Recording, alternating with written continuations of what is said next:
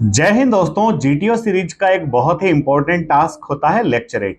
Lecturette के अंदर आप इंडिविजुअली खड़े होकर के किसी पर्टिकुलर टॉपिक पर 3 मिनट्स बोल रहे होते हैं।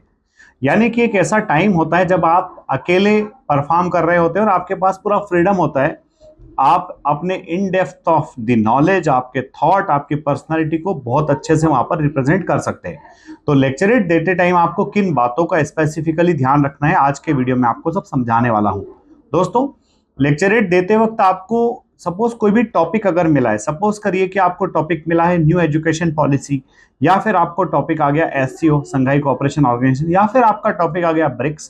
तो आप पहले उसका इंट्रोडक्शन दीजिए कि आप जिस टॉपिक को चूज किया है वो टॉपिक है क्या और उसके रिलेवेंस क्या है, आज की तारीख में हम उस टॉपिक पर बात क्यों कर रहे हैं।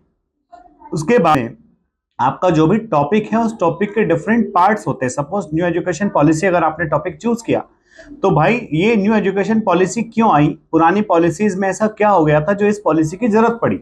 इसके बाद में फिर आपको बताना होता है कि क्या नए प्रोविजंस आए हैं न्यू एजुकेशन पॉलिसी के अंदर जो कि नए या फिर मॉडर्न टाइम के हिसाब से जो रिक्वायरमेंट्स हैं उनको मीट करेंगे। और लास्ट में फिर आप बताइए कि जो भी प्रोविजंस किए गए हैं, इन प्रोविजंस को मीट करने में क्या क्या चैलेंजेस आएंगे। सपोज करिए कि आपने न्यू एजुकेशन पॉलिसी की बात की, उसमें आप कह रहे हैं कि आपको ग्रोस एनरोलमेंट रेशियो बढ़ाना है, तो आपको चैलेंजेस में बताना पड़ेगा कि ग्रोस एनरोलमेंट रेशियो बढ़ाने में क्या चैलेंजेस आने वाले हैं। जब आप स्किल डेवलपमेंट की बात करेंगे, अलग अलग बच्चों को अलग अलग तरह से वोकेशनल ट्रेनिंग देने की बात करेंगे, तो वो उस टाइप की ट्रेनिंग बच्चों को दिलवाने के लिए इंफ्रास्ट्रक्चर, ट्रेंड स्टाफ, ये सारी जो प्रॉब्लम्स आने वाली है वो लास्ट में डिस्कस कीजिए। और साथ ही साथ अंत में जाते जाते कंक्लूजन में आप वे फॉरवर्ड कह सकते हैं। तो उससे क्या होगा, आपका जो टॉपिक है वो एकदम वेल ऑर्गेनाइज हो जाएगा।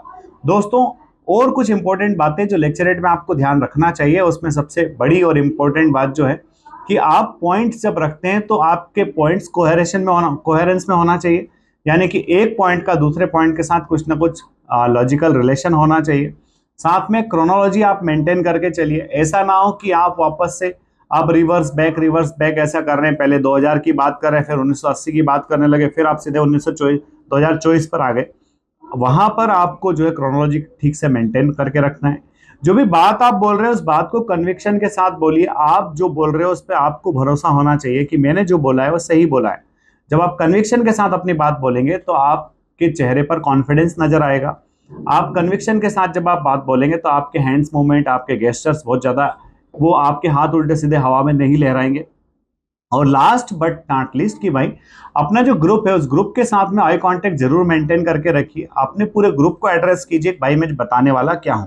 और एक और इंपॉर्टेंट टिप जो लास्ट में आपको दे रहा हूं कि आप जब लेक्चर डिलीवर कर रहे हैं तो आप ये सोच कर डिलीवर करिए कि आपके सामने जो लोग बैठे हैं वो 10th या फिर 12th क्लास पास लोग बैठे हुए हैं, और आपने जो टॉपिक चूज किया था उस टॉपिक को आप उनको भली भांति समझाने में कामयाब हुए हैं।